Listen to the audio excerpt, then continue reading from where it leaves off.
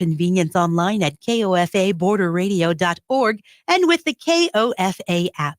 Stay tuned for What's Up Yuma with Johnny Porter. It's 10 o'clock. Got wheels you don't need? KAWC and Border Radio's car donation program takes more than just cars. We might take your trucks, RVs, buses, ATVs, motorcycles, maybe even that Humvee or dusty old tractor. Your donation supports local programming and clears out your garage. So learn more at kawc.org/cars. What's up, Yuma? I'm Johnny. And I'm Ronnie. And on today's program, we are going to have Terri Watts and Jason McCurry, and they're going to talk about what it is to be a first-time home buyer.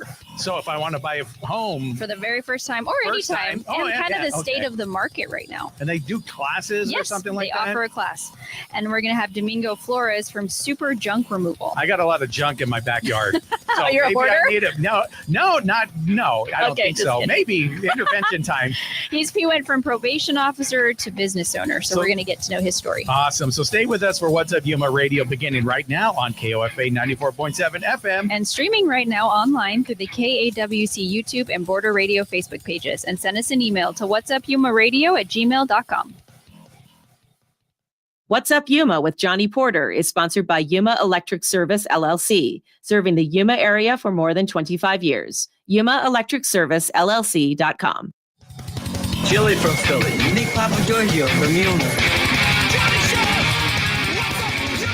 What's up, Yuma? Welcome back to another episode of What's Up Yuma Radio. I'm Johnny. And I'm Ronnie. And on today's program, we have two people joining us that want to help you plant roots here in Yuma. And if you're a first-time home buyer, they're actually putting on a workshop for you.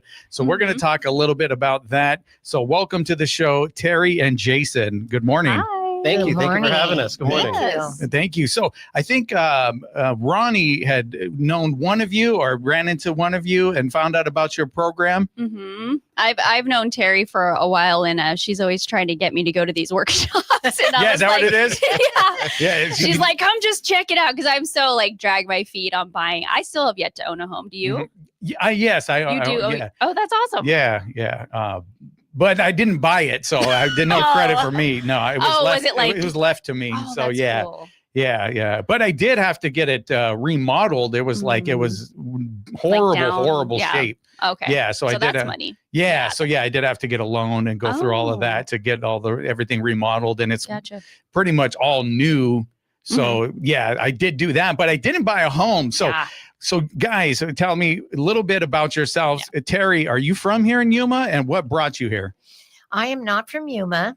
I was born and raised in Central California, and my husband and I started traveling about 13 years ago, and we traveled full time in our RV for 8 years, and we always came through Yuma, and then we went on to Mesa, and then we go back and we stayed at the beach in California in the summers, and we just met people from all over. We had some friends that lived here, so we would come in the spring and stay with stay at our friend's lot with our RV. Can you get a little bit closer to the mic? Sorry, it's a little hollow. Okay. And then we'd come back.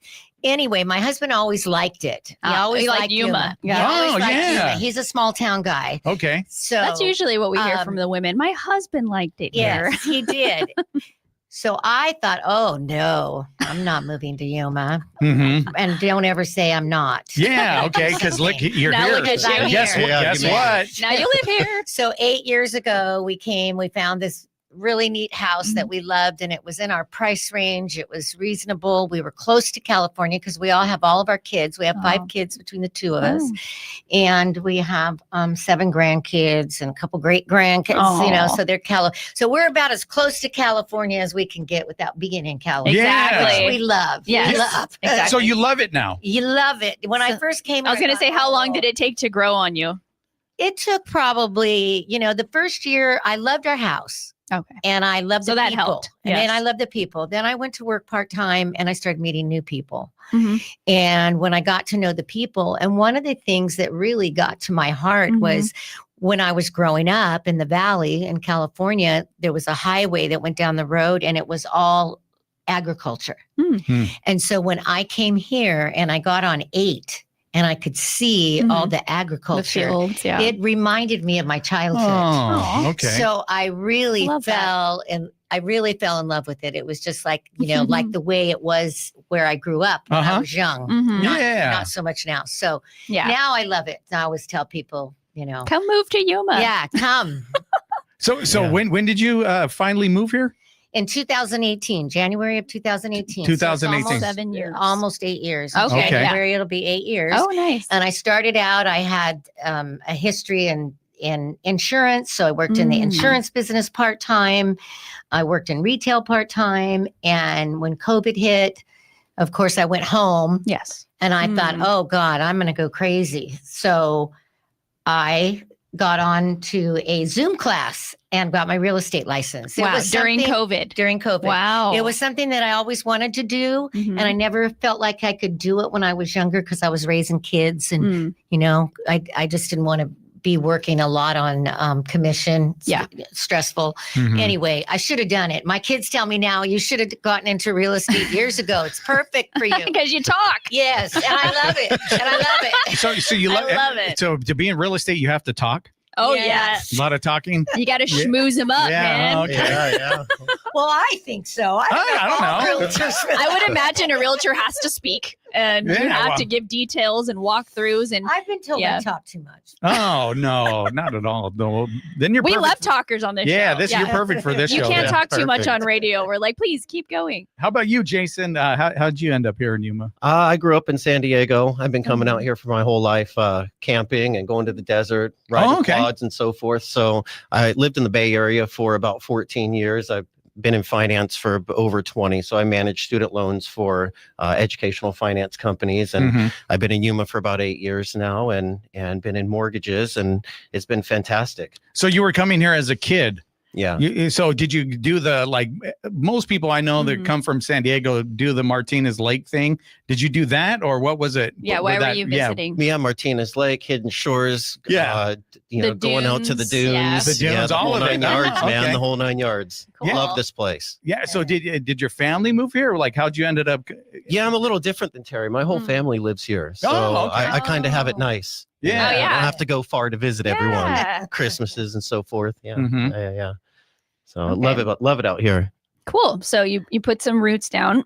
Were you always in mortgage or finance? Yeah, It's I've been in your only educational. career? Yeah, finance pretty much my whole career. I've had a couple of other things that I've done kind of in between, Mhm. but pretty much in finance the whole time. And I've been in mortgages for, like I said, almost going on 8 years now since I've been here. So Wow. yeah, I've been doing this for quite some time now. What interests you about mortgage and finance? Because me and Johnny were just talking the other day about like numbers and Yeah, math no, and accounting. no, thank and you. we're like, we don't want to do it. You do it.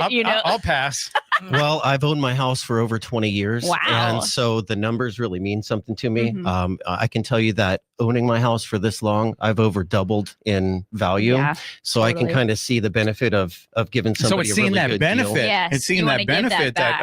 Okay. Yeah. It's like having your own savings account. You're paying your Yeah. monthly mortgage and you're building equity, and Mhm. it all comes full circle. Mhm. So you like math? Were you always good at math? That's the funny thing. You don't have to be good at math to do this job. Oh, I'm confused. Why? The secret is revealed. Is the calculator does it for The you? calculator does it for you. Yes, I've made some pretty cool things with the computer that can certainly help me out. And there's a lot of Yeah. calculators out there. So Oh, I just because see. you're not good at math doesn't mean you can't be good at mortgages. Oh, well, there's a myth debunked. There you Because go. I would always think you'd have to be good at math to do a mortgage job, finance job, anything. If you can do simple math, you can do this job. There's Awesome. nothing I can do that's simple highly math. Yeah, complex. that's Like about 2 doing plus it. 2. Yeah. There you go. Yeah. You can add and subtract, you're good. Okay, cool. All right. So how long have you been here again? I've been here for about 8 years now. 8 years. All right. So, let's see here. So what do you guys like to do in the Yuma community? Are you part of any groups or give back or anything like that? Well, in our office, Century 21, Yes. we do a lot of community service Mm-hmm. things. So I kind of go through that, and we've done dinners at the Mission. Oh, cool. Oh. Cleanups at Clean- West Wetlands. Yes, Oh, wetlands. nice. Very nice. There. so I do that. And then I do give a little bit of my time through, I want to say like my fellowship that I fellowship Mhm. with. So I do a lot of work of giving. Yeah, Yeah. absolutely. Yeah. Okay. Yeah. Volunteering and stuff. So. Awesome. Okay. What about you? And there's a lot of senior citizens around here. So I like going Oh. around to the senior citizen centers around Christmas time and so Oh, how forth. nice. And, Oh, you know, wow. giving back to the community. Yeah, absolutely. Yeah. Yeah, do you do that just randomly? Are you part of an organization that helps with that? No, I kind of do that on my own. When I lived Very in cool. the Bay Area, I would do that on an annual basis at all of the local shelters. And so when I moved here, I was kind of looking for a place that I could do that. And it's perfect because we have a lot of senior citizens here. So Yeah, That's absolutely. yeah, I love helping out in the community. That's awesome. So we like to talk about Yuma on the show, and Yuma's so great and all the things. Our show's called What's Up Yuma. So why do you think this community is special? Because all of our guests say that. They come on and they're like, man, there's something unique about this place. There's something special about all of us. So why do you guys love Yuma and think it's so special? I think one of the biggest things is there's a huge diversity here. So you have everything from young people to old people. You have a lot of recreation that goes on. And, Mhm. you know, I think you have a really good mix of things to do. Whether Recreation, like festivals. whether you want to get outside or you just want to go and play mahjong, you know, there's plenty of options I don't know that you what have that is. around What is here. that? What is it? Explain that to us. What's It's a mahjong? game. It's like a tile game, Yeah, it's like a right? tile You match game. the tiles. Yeah, What? yeah. Yeah. No. They love playing that in the senior citizen center. Oh, Believe it's me, like okay. a legit game. it's that- like a legit game. not on the yeah. app. No, It's- not on the app. No, Oh. actually playing in person. We're not Like talking real life? electronic, like real What life. is it? IRL? IRL? Yeah, in real IRL. life. In real life. My son said that the other Yeah, day, or IRL. like some sort of like a fantasy role online. I'm like, this is so weird. So I'm playing mahjong at the senior center. So are there any like festivals that you participate in every year? Do you like to go to any special parades here in town? UTV Invasion, love that. Tacos Oh. and Tunes is a fantastic Oh, one as well. I nice. try to do that every year. So Mhm. I think that's coming up again. Yeah. that is coming up Yeah. very soon. Yeah. So yeah, love to get out there. There's a lot of things to do around here. Yeah. You just have to know where to look. I agree. Because sometimes as like a mom, I'm like, man, there's nothing to do with my kids. But if I took the time to actually research, there probably is something There going on is. like every There day. is. I'm There's- lazy. Yeah, What can I it's say? What can I say? Okay, what about you, Terry? Why is Yuma so special I or think- unique? I think that one of the things about Yuma is that, you know, it's a small town feel.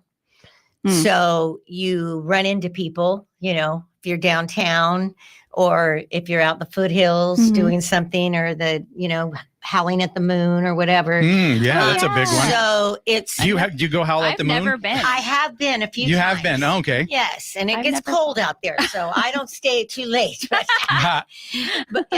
But it's a fun thing to do. You know, Yeah. there's a lot of things. But the other thing about that kind of small town feel is that in the winter, and I love the winter visitors. Mhm. Some people, you know, don't say that, but I love it because it brings so much energy and it brings so much to the marketplace. Mm. It's a Mhm. really good influx, you know, financially for Yuma, but to me, it's the people. Mm. It really is Oh. the people. It's like there's, you know, such great people and they're from all over. Yeah, like You he was know, saying, very diverse. We have people coming from Washington, Oregon, New Mhm. York, you know, Canada, Mexico. I mean, there's just so much that Yeah. brings people here. And I love the people the most. That's why I'm in the business I'm in. Mhm. you That's know, true. because that's what brings energy. Mhm. That brings, to me, it brings joy, happiness, Mhm. good energy. Because in the summer, when we don't have as many visitors, obviously, Yeah. and it gets slower, it's a good time for me personally to be able to travel, you Mhm. know, and see my kids and my grandkids. But it's, I have to be careful because it's an inside summer. So, Oh, you know, like I'm here. not out Yeah. here. Yeah. If 'Cause I'm it's so here hot. in Yuma because it's so hot, Yeah.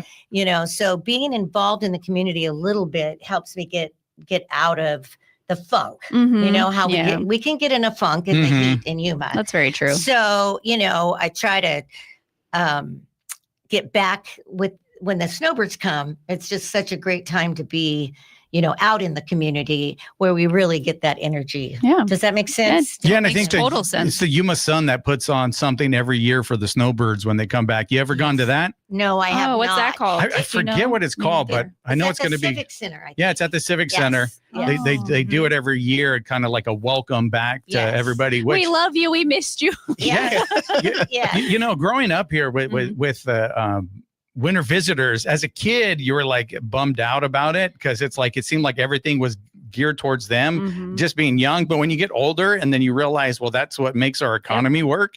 You're like, okay, thank you for coming. Yeah. Please come back again. I really appreciate you. So it definitely, you learn that over time, not something that you're maybe necessarily raised with, but I would do I was a DJ at a nightclub, and I noticed when the winter visitors come, more people were at the club. And I sort of like, okay, what's going on? Why is this But happening? it wasn't the winter visitors. No, it was the winter At the visitors, club? not the club, but it was because of them. Well, they would exactly. go out and they would go to the restaurants and they would tip the servers, That's or they right. would go eat, and the servers would get more time. So they had money, and then they would go out. So it's just the way it It's like a works big here in community. circle. Yeah, Comes full circle. That's Yeah. comes right. full circle. So thank you guys for letting us know a little bit about you. Yeah. We're going to get into the next segment after we take a quick break and find out about your workshop and Yeah. what we could learn as a first-time That's some myths. home. Yeah. Right on. Home-time buyer right here. You're listening to 94.7 KOFA Border Radio.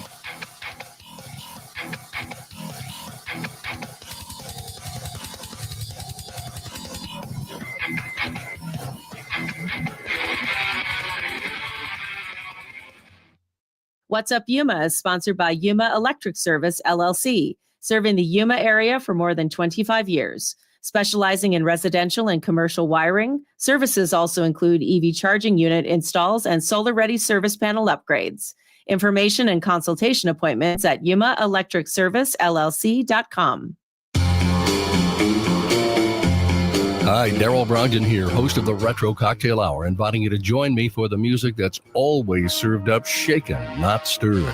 Whether it's TV crime jazz or tiki tunes, space-age bachelor pad music, swinging soundtracks, or other incredibly strange music, it's on the Retro Cocktail Hour. Saturday evening from 7 to 9 on Border Radio, KOFA. Good morning. This is Cecilia Holland-Braithwaite, one of the hosts of Morning Edition on KAWC, here to remind you that you can access music and news from across the street and around the world using our KAWC.org website. KAWC program archives and local podcasts like Arizona Edition, The Hot Spot, and Siendo Primero, as well as national NPR shows, are waiting for you in our KAWC KOFA app. Our app can be downloaded through the App Store and on Google Play.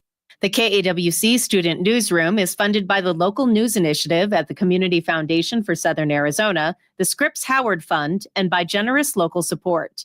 Thank you for supporting the next generation of public media.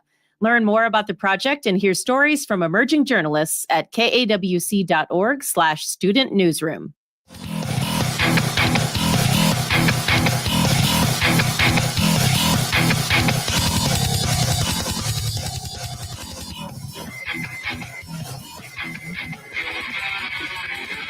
What's up, Yuma? Welcome back to What's Up, Yuma Radio. We're here talking to Terri and Jason, and they put on a workshop. So we got to know them a little bit and found out how they planted their roots here in Yuma. Now we're going to find out how they help other people do that by buying a home, especially if you're a first-time home buyer. So I'm a first-time home buyer. Oh, no, first, let me do this because we talked off air. How did you guys get together? This team, this duo This right dynamic here. duo right duo. Well, I'll let Terri comment on that. Okay. He's all past. Yeah. You pass.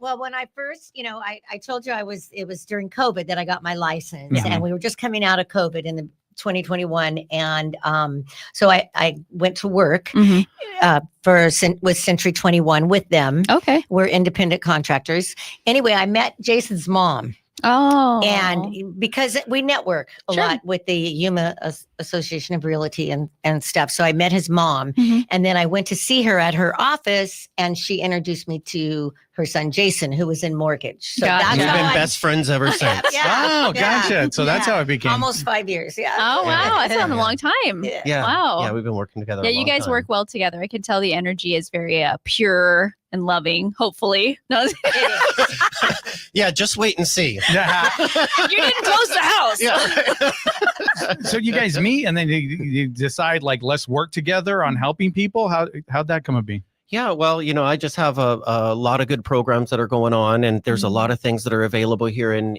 Yuma County in terms of lending. And so I just kind of went over what I can do for her, and it was a really good fit.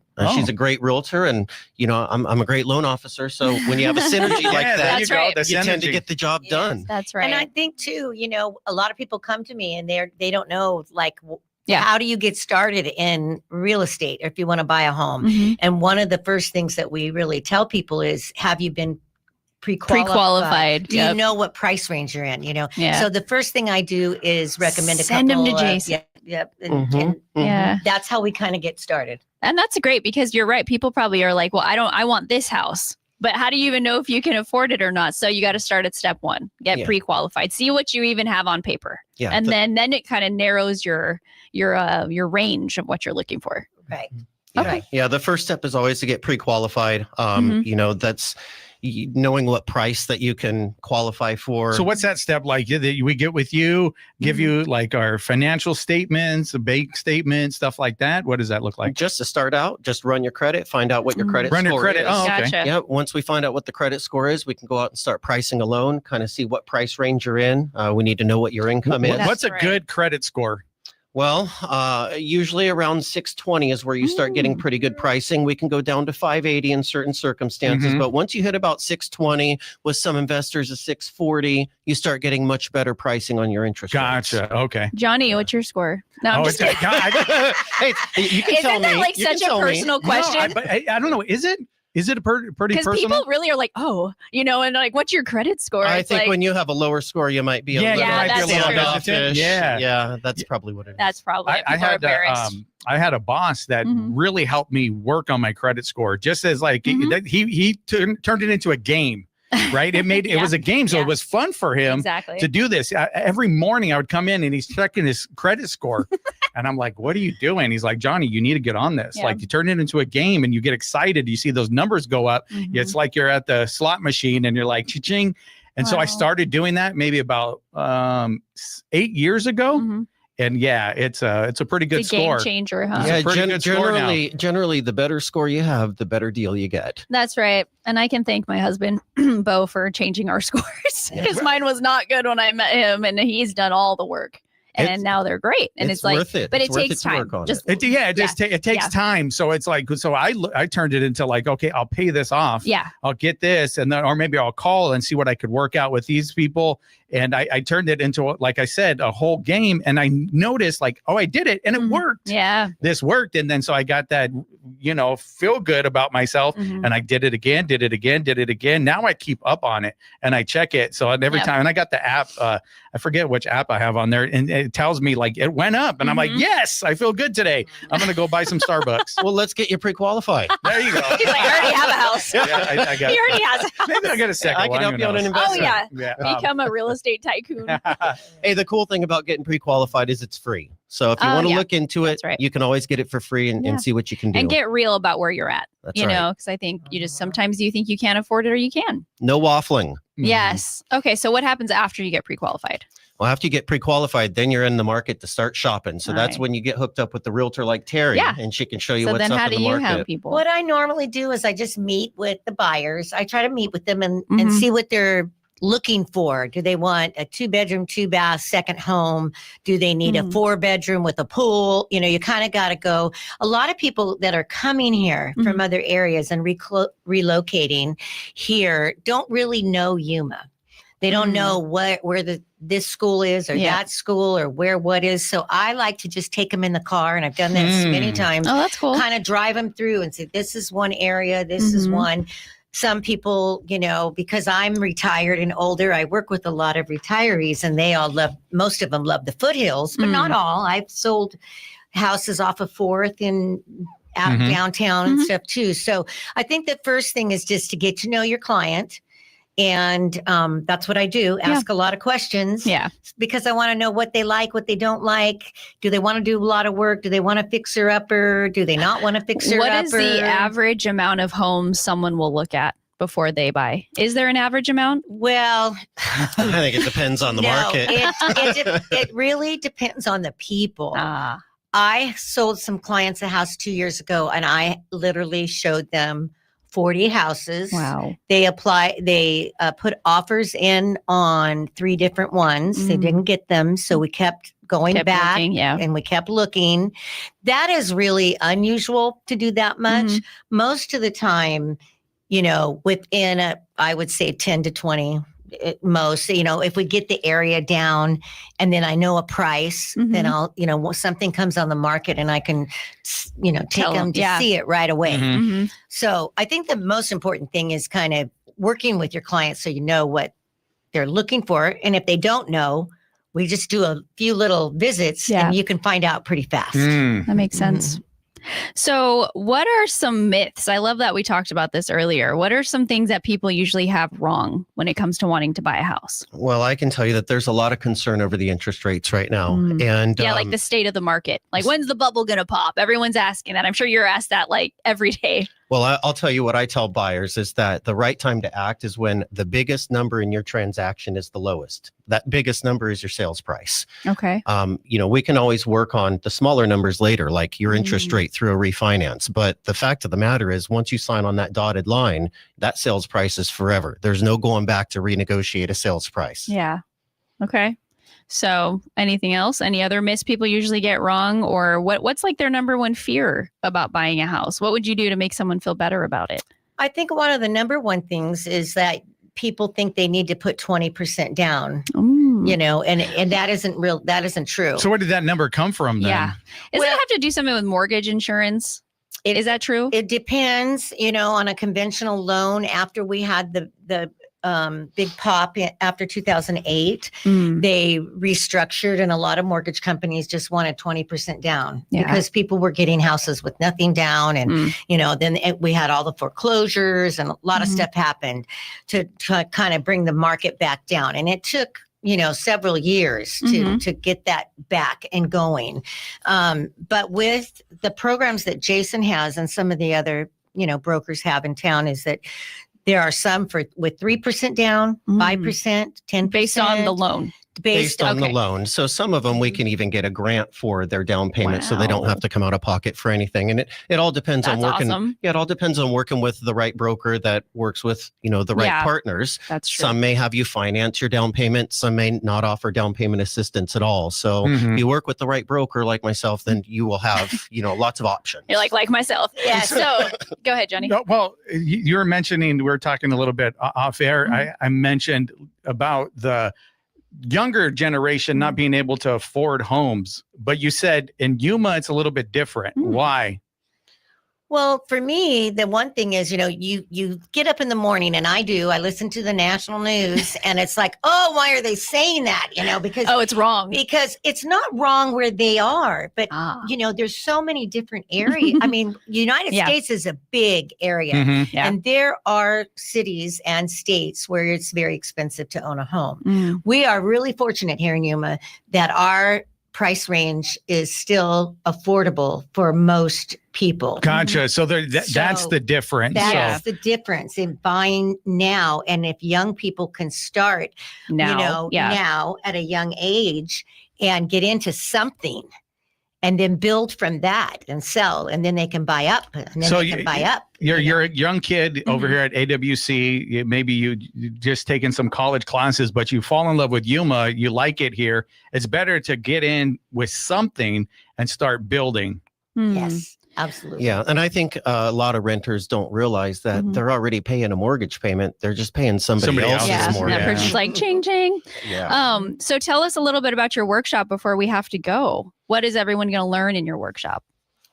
Well, we're going to talk about everything from down payment assistance, the different loan programs that the federal government offers you, how to get a grant for your down payment, basically anything thing that that we can do to help out a buyer, especially ones that are nervous or hesitant to even look into it, need to come to the workshop so they can figure out the easiest path to home ownership. It's like educational. Yeah. Just It's kind of just answering education. questions. Yes. Yep. Yeah. So do you get up and like, is it like lecture style or is it cool? Like, cause I know some, like I've been to some classes, you get up and they're even fun. Like, oh, we're going to do some jumping jacks right now. We're going to get like, is it, Before we talk about mortgages, Yeah. let's do an or icebreaker. is it just like, Well, we're going to have fun because we're going to have food and drinks. oh, there you go. Yeah. It's very interactive, Yeah. though. I Free mean, food. Yeah, interactive. That's what I was There you wondering. yeah, very interactive. We're asking people to RSVP because the space is limited Oh, because of gotcha. that. So if you want to RSVP, you can do that at our bit.ly link. It's bit.ly/Yuma workshop. Awesome. When is it?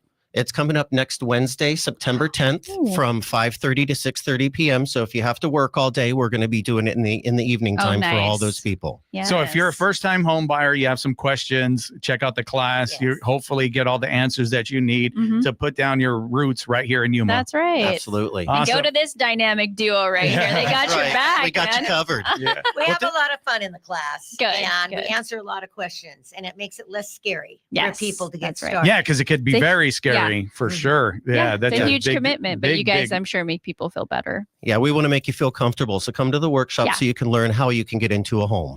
All right. Well, thank you you. guys for coming on. I appreciate it. Thank you so much. Thank It you was for great having talking us. to Thank you again. And we'll be back. We're going to take a short break. We'll be back with Domingo right here on 94.7 KOFA Border Radio.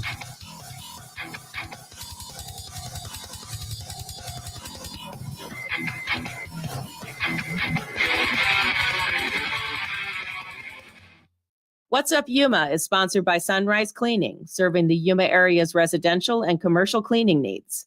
Sunrise exclusively uses eco-friendly cleaning products and provides specialty services such as solar panel cleaning and pressure washing.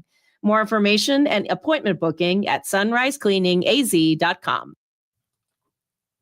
For KAWC News in Yuma, I'm Victor Calderon.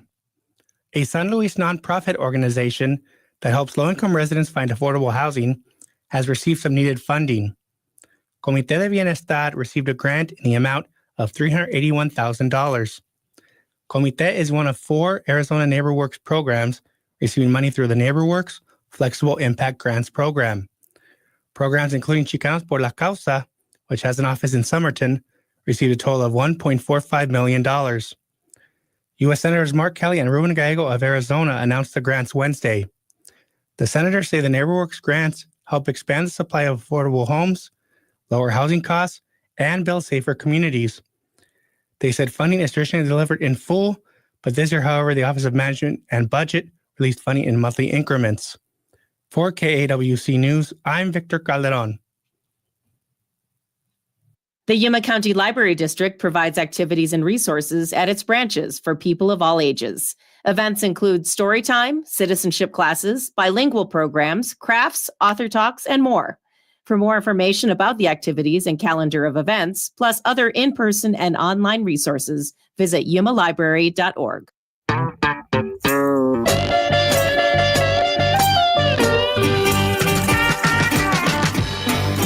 Coming up next time on Bill Street Caravan, we've got the guitar impresario, Robert Allen Parker.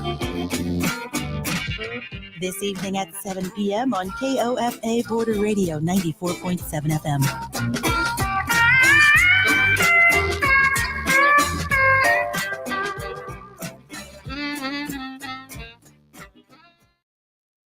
I'm Chris Wheeler, owner of Prison Hill Brewing Company. I support KAWC because I think KAWC brings a service to the community that you don't get on commercial radio. You have news, you have entertainment, you have things like Science Friday.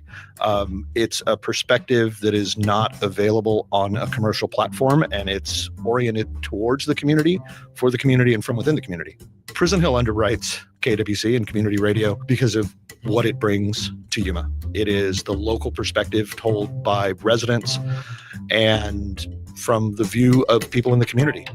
I don't think you get that anywhere else. Supporting KAWC really does bring a service that is not available elsewhere. It's a worthy endeavor, and I think that will just feed back and make Yuma a better place. I'm Chris Wheeler, and I support KAWC.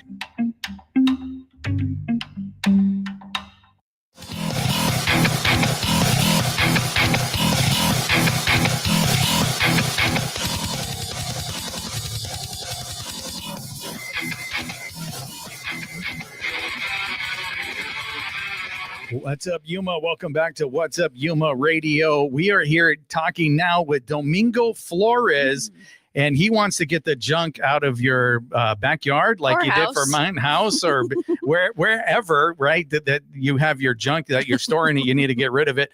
But so, Domingo, I got to say this in the beginning. We just had a revelation. That you took junk from my house. Correct. Yeah. So, and I get accused of having my friends on the show a lot. So I didn't plan this at all. Like it was until, like you said, hey, we've met before. I actually asked him to be on Ronnie because asked I you to liked be- your story. I saw he had a video where you shared about really your story and how you changed careers, and look at you now. And I was like, this guy's awesome. Yeah. And so, and then it's like, yeah, I remember I just had a bunch of junk in my yard, my backyard. I don't know if I was doing the remodeling then. I forget what was going on, but I knew I needed to get rid of it. And your ad, I think, came up on my Instagram page or something. Yeah.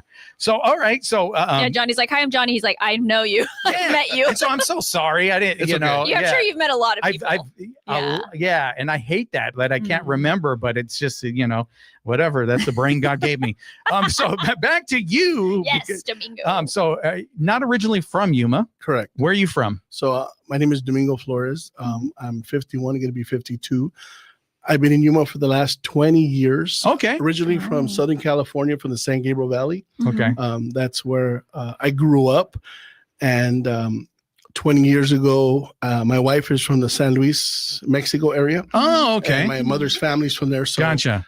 So that's the little bit of the connection. That's how we ended up in Yuma. Oh, okay. In 2005, my parents, my mom and dad had passed a few years before that. And my wife was like, I want to come back to the Yuma area. So I said, okay, we had two little ones. The little ones now are 25 and 23. So I applied for. Right now, they're not little ones anymore. Little ones are big now. So I had applied for a job here in the county and I needed my degree. So I told my wife, I said, let me go back to school, get my degree, and then I'll apply here. And that's kind of what happened. So we moved here in 2005. Okay, and you went back to school. Correct. To get what degree did you get? Criminal justice degree. Criminal. Okay. Because I was working in the probation department in San Bernardino from I think it was 98 to 2005. So what got you into probation? Yeah. So what got me into probation is my cousin Arlene is going to retire here from Department of Corrections in California, almost 30 years. Who is it? My cousin Arlene Garcia. She's from California. Okay. Hi, Arlene. But she said, hey, follow me to the county. And, so I went up north to play football, and then I came back home, and I kind of followed in her footsteps, and I was going to school at a community college, Citrus College in Citrus College in Azusa. And I decided I don't want to play football anymore. So then I started working in group homes, working with developmental disabled kids. And I worked in a kind of psych hospital. So just working through my first 2 years of college. And then I worked for the county in San Bernardino, and I worked in juvenile hall, which was a great job. I mean, working with kids and young adults. So when my parents passed, I did have my siblings back home and my family and my cousins. But I mean, I've been coming to Yuma since I was a kid. My vacations were in San Luis, Mexico. Okay. My vacations were, always coming to San Luis as a kid because my grandmother lived in San Luis. Oh, okay. It's kind of like Jason. He said his family used to always vacation. She migrated from the Magdalena, Sonora to the San Luis area in the 1950s. And my mother and, my aunts were all older. So then that's where our vacations were as kids. So you're familiar with the area. Oh, most definitely. Love the desert. I mean, love the river and Golfo. To me, that's beautiful. Somebody just made a comment right now that football season is going to start. Yeah. Tonight. And he said, he goes, I think football season opener is better than baseball. And I replied and I said, baseball just has better weather. Yeah. You know what I'm saying? Because in the summer it's hot here. Yeah. So, but anyways, I don't want to get off track. So that's kind of all right. What you said, you played football? I had community college, yes. Oh, wow. Yeah. So, like I said, then we, when my parents passed, my wife said, let's come to Yuma. So then the county here, the adult probation required a degree. Yeah. And I was already. I want to stop you real quick though. So I've been to San Bernardino and you were doing juvenile probation. Yes. San Bernardino can be a little rough. I remember when I had to do work there. I didn't know what it was or where it was until I was working for an electrical company, and I went there and I was like, oh wow, this could be a little rough right there in the area, Riverside area, all that stuff. So what was it like being a probation officer over there? Was it as rough as my mind paints it to be, or? So I'll give you kind of like an insight. So Okay. working in juvenile hall, you work with a diverse group of kids. I mean, anywhere from, kids in the high desert to kids in the inner city, and it's a variety, right? So you're working with kids that have put through a lot, so exactly. And there's a lot of reasons for that. We can sit here and pinpoint why, but they're there already, right? So yes, San Bernardino, the Inland Empire, anywhere from the northern high part of the desert down to the Riverside area, south, close to Temecula. It's a population where a lot of people from other areas kind of migrate to, so what happens when they migrate to, they kind of bring their problems and then starts adding that. So to answer your question, was it a rough area? Yeah. But did we make an impact on some of those kids that were able to, get back home? Yes, we did. So that was kind of why I was in it, because I wanted to make an impact. Make that impact. Do you have any stories or any success stories that would stand out? Some of that success stories that. And you said you worked at the psych hospital? I worked at a psych hospital, yes, with kids. But at the probation department, I mean, what happens is there's different units, right? So then, to get the kids to break the monotony, we'd have like football games. And also then, I mean, I'm not a quarterback because I'm a big guy, but I played quarterback with the kids, right? So what happened one time, this one kid ran into me from a different unit. I was like, oh, and this other kid that was in my unit was like, hey, you want me to get him? And I was like, no. I want me to get him. No, not because why? Because you develop a rapport. Yeah, absolutely. He loved you. He's all, don't hurt him. So, I mean, and success stories is when you're out in the community, even here in Yuma, you see people, they're like, hey, Domingo. And you're just like, okay, either I know him from, from somewhere that, I worked or, but yeah, there was a lot of success stories. And we did work in a unit where there was kids that were going to prison for a long time. So it's unfortunate. I've been to juvie for spray painting, right? Tagging, whatever. I went for a little bit, but I do. You bring this up, so it's like it's a subject for me. My best friend, though, like he was in ever since we were 15, and he's in prison today, and he's never been able to get out of the cycle ever. It's like anytime he gets out, he goes right back. And so he's in there for quite some time now. And even I look up at on his on the website where you can see how they're doing, if they have any violations and stuff. And it's like, oh yeah, he's more time, more violations. So it's like tough. While he's in there, he's in there. He's doing some stuff. So, and the reason why I bring that up, so it's tough, but it is important to reach the kids when they're that age. When they're that age, that's when you could reach them and have them go on to a different course. I remember going to a drug and alcohol class when I was like 12 or 13 at juvie here in Yuma, because I was going on the wrong path already at that age. My mom was terrified. So she's like, we're going to this class. And the lady probation officer scared me so bad that I didn't stop what I was doing, but I never got caught. Like, well, it's like, but she was like, I didn't want to be there, but she did her job. She's like, you don't want to be here. I mean, yeah, I was still crazy, like whatever, but like, I just will never forget that. I still have the certificate for passing that class. I mean, people that are in that field are in that field because they have a passion. Yes, exactly. So, I'll compare it to like people who like law enforcement, police officers. I believe, and studies show, there's people that are born to be police officers and there's people that study to be police officers. Okay. What's the difference, you think? I think the person that is born to be a police officer, has it in their heart. They want to protect the community, so forth and so forth. And then you have those that study that, become police officers, like, oh, this isn't for me, so they move on to other things. Does that make sense? Like the judicial part of it, or like a lawyer. Any kind of law enforcement, it's a tough beat. I mean, especially in prisons. I've never worked in a prisons, but I mean, we've all seen YouTube videos, documentaries.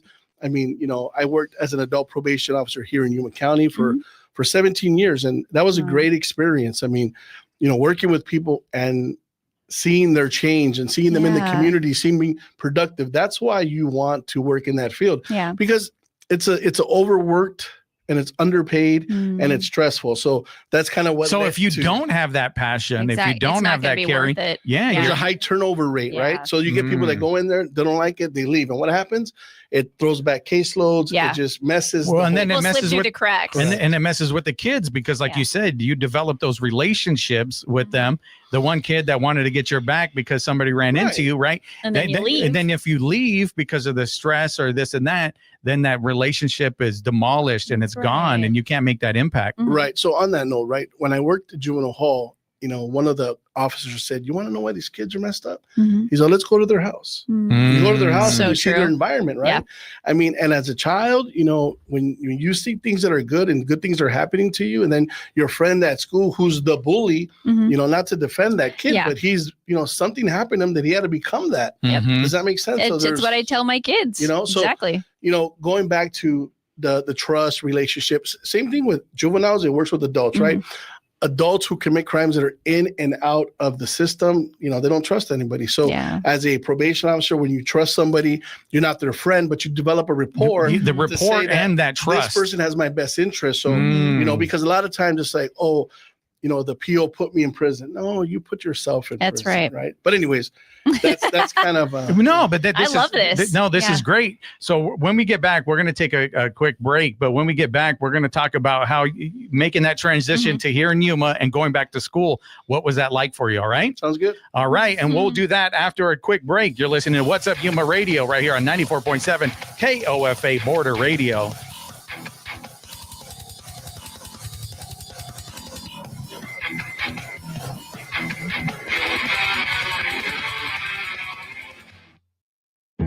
I'm Maria Hinojosa. Next time on Latino USA, our producer Tasha Sandoval takes us back to Colombia, what it's like to leave the United States and go back to the motherland.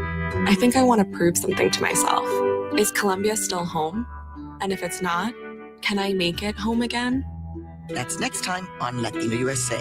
Latino USA airs on Sunday mornings at 10 a.m. on KOFA Border Radio 94.7 FM. Today's day sponsor is FanQuest, an independently owned comic book and game store serving Yuma for 35 years. Along with comics and graphic novels, FanQuest carries board, card, and role-playing games. Located at 850 West 32nd Street, FanQuest is open 4 to 9 Wednesday through Sunday and noon to 9 on Saturday. More on Facebook. Forecast tonight in Yuma calls for a 10% chance of showers with the low around 85 and a 30% chance tomorrow with the high near 99. Tonight in Kingman, chance of showers and thunderstorms with the low around 71 and a 30% chance tomorrow with the high near 90. Tonight in Prescott, 30% chance of showers with the low around 61 and a slight chance tomorrow with the high near 83. 30% chance in Flagstaff tonight with the low around 52. Showers likely tomorrow with the high near 77. The inaugural 9/11 Heroes Run will take place at 6 a.m. on September 13th at the Pacific Avenue Athletic Complex. The fun run and race in support of the Travis Manion Foundation will begin with an opening ceremony in the east parking lot of the PAAC. Participants can register now at 911heroesrun.org. Hear the rhythm. Feel the beat. Let your curiosity run away on the Latin Alternative. Hi, I'm Josh Norrick. Every episode of the Latin Alternative takes you on a thrilling rendezvous of sonic and exotic landscapes in Latin rock, funk, hip-hop, electronic, and tropical music. Join me and my co-host Ernesto Lechner on the Latin Alternative. Monday evening at 7 on KOFA Border Radio 94.7 FM.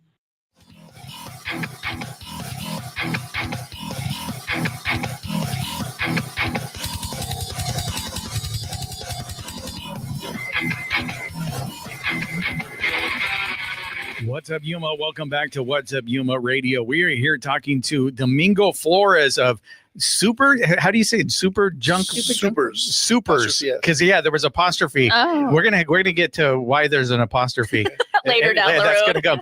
But right now in the journey, you're over in San Bernardino, and the wife says she wants to move to Yuma. Correct. Maybe to be close to family, because you said she had family in San Luis. Or yeah, her mom and dad were still here. Yes. Yeah. Okay. And so you said, let me look for a job, and you found that job, but you had to go to school. Yeah. So I had an associate's degree, and here the county required a bachelor's. So I went back to school for 2 years and night school and finished it. And I crossed. So you're working and then going to school at night. Wow. And my kids were small. So my wife was a stay-at-home mom. So, she didn't see me for almost 2.5 years in the evenings because the school finished that. And late June 2005, and we moved here July 8th, I believe, and started working for the county. Yeah. Okay. So what was the job at the county? What did you do? here in Yuma is adult probation. Adult probation. Correct. Tell us a little bit about that switch going from juvenile to adult. It was a little different because you're working with, adults now where, attitudes are different. And there was just a whole different thing. The caseload was higher, reports, having to go to court. Was it difficult dealing with the people on probation though? Was there that was the easy part. That was the easy part. I'll tell you why, because if you're a people person like myself, then you can talk to people, look them in the eye, relate to them, and it's an easy transition, right? And you want to build a rapport and a trust with these people that are on probation because, they have to do certain things that the court is requiring. So you have to build that relationship. So it wasn't that difficult. I mean, I think what was difficult was just, it's just a lot of work. Don't get me wrong. It takes a special person to do that. Yeah. In the years that I was there was a high turnover rate of just people. A lot of people stayed, a lot of older people that were there for years. I mean, so it's a great career. I'm not knocking it. It's a great career. It was great for me for all those years that I was there. I mean, I ended up firing myself, Okay. So, but to answer your question, no, working with the community was great. It's dangerous because you're going into people's homes, and these are adults. Did you have any dangerous moments? Anything that kind of stuck out? I never had a dangerous moment, but there was really, really great training. You've never had a dangerous moment as a probation officer? No, to see that I had to unholster my weapon or anything like that. No. Wow. So I'm going to bring my own self. I'm going to bring this up because it's off topic, but a little on topic. I did deliveries to supplement my income to be able to make some money after I had a tragedy, lost everything. Anyway, I was doing deliveries and I did it off of in West Side. And I had a guy put a gun on almost shoot me. For what? Just knocking on his door. And the difference between my situation and yours is that we've already developed a rapport. Yeah. So prior to us going to the residence, we've already been there several times, so they know. Yeah. They're like, who's this guy? But at the same time, you can never be there and be like, oh, this is a normal visit. No, it's not. Oh, so you still got to be you got to keep your guard up. So I'm delivering food with my guard up after that because it was pretty scary. And me and that guy ended up becoming friends. It's like, you almost killed me, but in the area you were in. So, you're just doing your job. You're just delivering pizza. So you don't have, you're just knocking on the door, but this person may have a different agenda. Yes. He wants free food. I want my food for free. Well, I think he was just tweaking out of his mind and he's like, wait, that's another thing. Yeah. Anyway, so you transferred, you're working with adults. You did that how long? So I did that for about 17 years. In 17 years? That's a long time. That was a long time. So you were mentioning the turnover in that time. So you've seen a lot of people come and go. A lot of people come and go for several reasons. I was trying to stick it out to the 20-year retirement, but it didn't. Is that what it is? It's a 20-year retirement? It was retirement? back then. I don't know what it is now. So I've been out for the last 5 years. So so then I mentioned that I fired myself. Yes. And how did that happen? I think I was just stressed. I hated my job. I didn't want to do it no more. So I was like, that passion, and that's okay because passion comes and goes. That's Most right. definitely. I mean, for 22 years, I had that passion. You had that for a long time and you did a lot for a lot of people. And then you're just like, okay, now you got to look at maybe you're coming home a little grumpy or something, or maybe you're upset. Again, you're not. It wasn't the department. It was just it was my job already. I couldn't do it no more. I was trying to it's like, I want to do it. I'm going to fix it. It's going to get there, but no. So what happened is that I wasn't doing my job. So when you're not doing your job, then it's going to, take effect and there's going to ripple. So then what happened, they did an investigation and I was at fault. So they let me go. So then when they let me go, I was already doing a side hustle with junk removal. And when that happened and when they let me go, I told my wife, I said, hey, listen, give me a year. And if it doesn't work out, I have a degree. I'll flip burgers, right? I mean, what else could happen? Right? Yeah. And it's been 5 years that I've had Super's junk removal. And you're asking me about the apostrophe. Why Super's? Because in the state of Arizona, there's another business called Super Junk Removal. So I had to be a little different. Plus, the name Super comes because my friends in high school call me Super. Why? There's a different, I don't know, for various reasons, right? Super, hey, Super, how you doing? So to this day, hey, what's up? Like Superman, like Superman, like supervisor? You're just super. Just like you're a super dude? You're an awesome dude. I don't know. One day they heard the funky Comodina song and my friend said, break down for me, Super. Like dance, right? So I don't know what that was. But to this day, all of my friends call me Super. So that's an awesome nickname. When I decided this business, I was like, Super's junk removal. Yeah, why not? And then we went with the color green because of recycling. Yes. And it kind of stands out. So, Makes sense. I started with a small little trailer and that wasn't even mine. It was a friend of ours. And then I did a job down the street from here where this guy said, hey, can you pick up this stuff? And I was like, yeah. So when I did that, I was like, I just made $80 in less than an hour. Wow. So then when I lost my job, I started promoting myself, and it just took off, and I pinched myself now. So you told your wife. So let's go back to the wife. So She's all, what? You quit? No, I didn't quit. I got fired. Oh, you fired yourself. So that's what you meant. Okay. So when I say I got fired is because the county they did their job, and they investigated that I wasn't doing my job. So they let me go, and there was no problem with that because it was starting to wane. It was just you didn't love it anyways. It wasn't there. So. And I want to make this clear. I enjoyed working there. They were great to me for all those years. I mean, to the contrary, I probably owe them money. But going back to my wife, I told her, I said, let me do this junk removal for a year. And if it doesn't work, then I'll figure something out. Okay. So what was that like, taking that leap and then having to, with your wife there, maybe a little unsure? I had nothing to lose and everything to gain. Right. So when you're in a predicament where, for example, like you probably have a 40-hour job, everything else, you'll be like, I don't know if I want to do junk removal and just go in and just, 100%. I got this going on. Well, guess what? I didn't have a job. I had some money saved up, and I figured, you know what? This is an opportunity for me to go into this 100%. There wasn't a market for it in Yuma.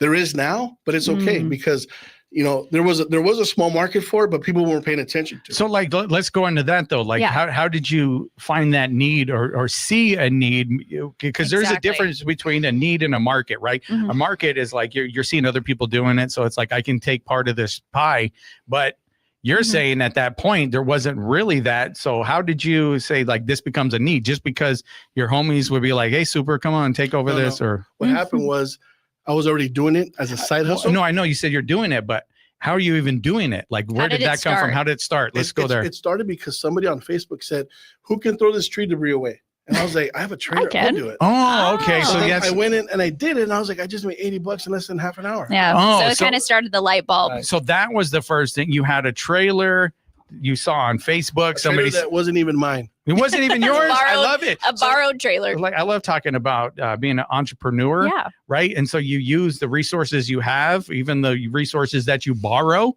right? So it was somebody else's trailer. You said, hey, Carnal, let me get your trailer. And you got the trailer. You put it on the truck. You went over there, got the tree. You got $80. I was like, hey, so then I looked. A friend of mine said, hey, look, there's this guy called Sonoma Strong in California. And the irony, that guy just celebrated 10 years this week of being, a top producer in junk removal, where 10 years ago he was in jail, on drugs, in a rehab. So then I started doing the research, like, really? People make money off junk removal? Yeah. And I'm not promoting junk removal, but I've been doing it for the last 5 years, and it's been great.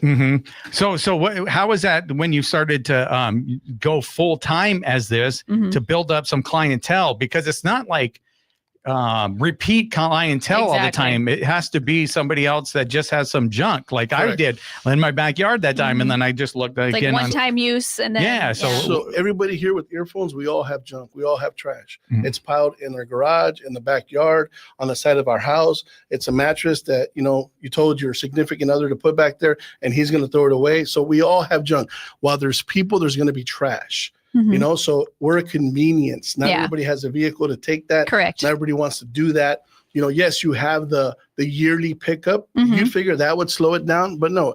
Wow. There's a big market for it. Is it saturated? Everything is saturated. Now there is repeat clients after a while, but what happens is you just have to market it, hustle it, market it, and you use all the resources you can, like the video where you saw me. Yeah. So what was that video? Go and explain that video. He was on Main Street. Correct. And it was kind of just like filming you about who you are, your history, and, working in the probation and how you made that life change into becoming your own boss. And I just thought it was very interesting because I got to know you. And that's why I wanted you on the show, because this is what we do. We get to know you behind the business. So how's it feel being your own boss? You know what? I love it. You love it? I'll tell you what, and you want to hear something else? I kind of manifested this. Oh, I love it. Back then, why? Because I was like, what can I do? And I was like, maybe a landscaper, and I'll hire probationers because they need a second chance. Correct. So every year since I started, I've had somebody working with me. This year, there's a current person right now. He's my age. He's been in and out of prison. He's changed his life, and he works with me. And we have a good rapport. Why? Because That's what I wanted to do when I was that growing up. I continued had the on. passion, not just That continued on with you into keep this. helping. And what happens now, I help people with their problem trash now. Yeah. Not with their other problems in society, just their trash problems. Gives them a headache looking at it. You're like, I'll take it. We have the tools and the resources to get in, get out, and vámonos. Yeah. So, well, thank you so much for coming on. I appreciate it. I love learning about the journey. Now you're working for yourself. And if I get more junk, I'll give you a call. Yeah. So thank you. Thank you.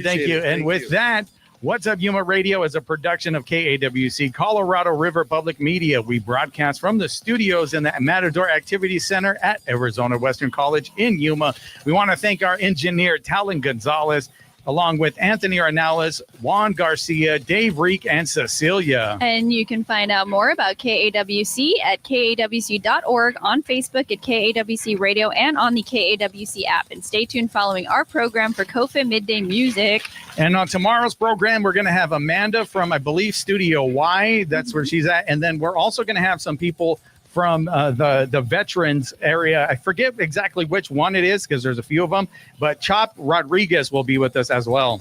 All right. And you can listen to the podcast version of our program and check out past episodes at kawc.org/podcast. That's What's Up Yuma Radio, and email us at whatsupyumaradio@gmail.com. Thank you guys so much for listening. We'll be back tomorrow. Thank you again for joining us today. I appreciate you. Thank you. We'll see everybody tomorrow. You're listening to 94.7 KOFA Border Radio. What's Up Yuma with Johnny Porter is sponsored by Yuma Electric Service, LLC, serving the Yuma area for more than 25 years. YumaElectricServiceLLC.com. You are tuned into KOFA Yuma Border Radio 94.7 FM and 1320 AM. We can also be heard with the KOFA app and at KAWC.org. We have been a service of Arizona Western College since 1970. It's been said that community radio is a rare medium that's well done. It's a cute play on words, but it's also quite true. Community radio is unique, both for our programming and for our source of funding. We are funded by you, those who listen faithfully. So please give now at borderradioaz.org. And thanks. Hello, I'm Eileen McHugh with the BBC News.